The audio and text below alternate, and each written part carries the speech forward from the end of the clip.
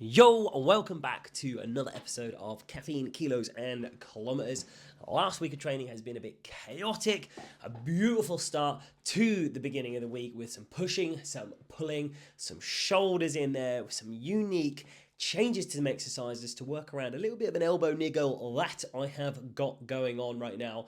But the back end of the week, suffering with a big old illness. So stay tuned, check out what has been going on. First of all, we'll have a look at my body comp checking in on Sunday. Looking a little bit fluffy and watery in this position. Did have an absolutely enormous meal on Saturday night, so maxing out there. And also trying to keep my fluids up as the back end of the week I have been feeling super ill. Definitely came down with something and definitely suffering all the way through. The runny nose, the cough, everything, you name it, I had it. It was disgusting. Front of the week training was really nice. Dived into a good splitting across mostly that volume of that upper body. I was going to hit legs at the back end of the week, but didn't have time.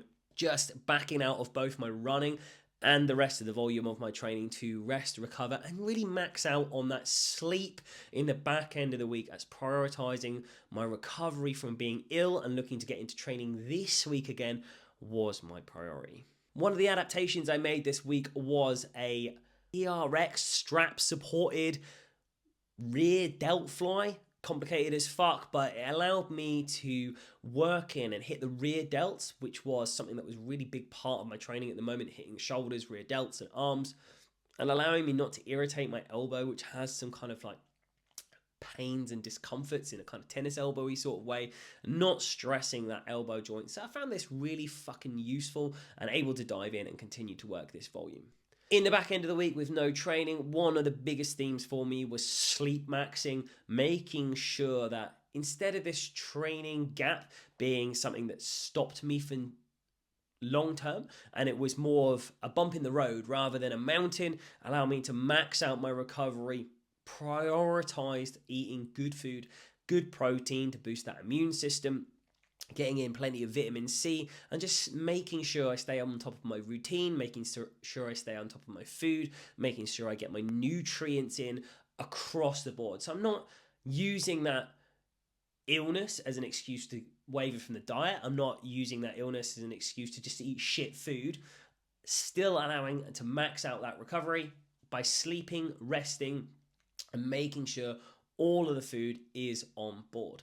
Looking forward into this week, one of the biggest things and tips I can give people about going back in after this little bump in the road rather than a mountain is not pile back into training at 100 miles an hour. So we are going to phase back in with a little bit of push today, dive into that push training first of all, and not max out, not go to fatigue, not kind of push ourselves to the nth degree. I'm still in that process where I'm recovering. I want to move my body, get a little bit of volume in, and allow myself to pick that training pack up steadily rather than smashing my immune system to pieces with a heavy loaded training session and wiping myself back out again. I want to be in that position where I can train, move, for mental health more than anything, because not training does my head in, and allow myself to get back into that and phase myself back into that training, still sleeping, still eating, and making sure we've got everything sorted, prepped, and ready alongside everything else that is going on from exciting stuff, stepping into that new year. Obviously, the new year, new me is going to be happening, and we are opening up some doors, some coaching slots